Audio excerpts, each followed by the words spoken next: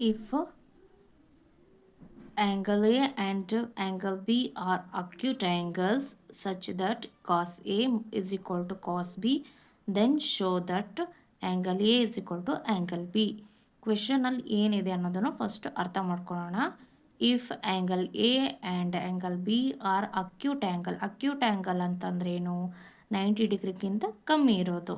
ಇಲ್ಲಿ ಫಿಗರಲ್ಲಿ ನೋಡ್ಬೋದು 90 ಡಿಗ್ರಿ ಅಂದರೆ ಈ ಥರ ಆಗುತ್ತೆ, ಇಲ್ಲಿಂದ ಕಮ್ಮಿ ಇದೆ, ಹೌದು ತಾನೆ, ಅದಕ್ಕೆ ಇದು ಅಕ್ಯೂಟ್ ಆ್ಯಂಗಲ್ ಅಂತಾರೆ. ಅದೇ ಥರನೇ ಬಿ ಕೂಡ ಏನು 90 ಡಿಗ್ರಿಗಿಂತ ಕಮ್ಮಿ ಇದೆ, ಹಾಗಾಗಿ ಅಕ್ಯೂಟ್ ಆಗುತ್ತೆ. ಇವೆರಡು ಅಕ್ಯೂಟ್ ಆದರೆ such that cos A is equal to cos B.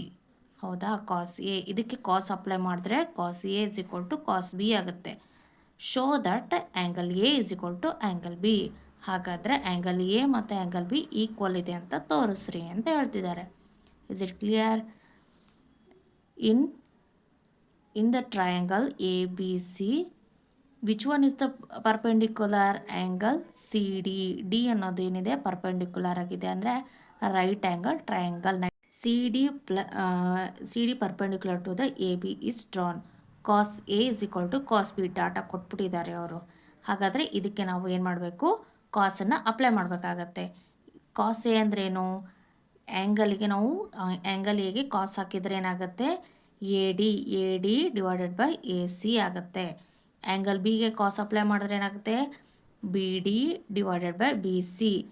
ಹಾಗೆ ಅದೇ ಥರನೇ ನಾವು ಡಿಗೆ ಅಪ್ಲೈ ಮಾಡಬೇಕು, A D divided by B D. ಹಾಗೆಯೇ ಎ ಸಿಗೆ ಅಪ್ಲೈ ಮಾಡಬೇಕು, A C divided by B C.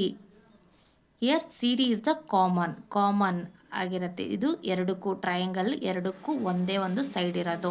ಹಾಗಾಗ್ಬಿಟ್ಟು S A postulate, side into side postulate apply ಆಗುತ್ತೆ. ಅದರಿಂದ ಏನಾಗುತ್ತೆ ಅಂದರೆ angle A D C congruence to the triangle ADB.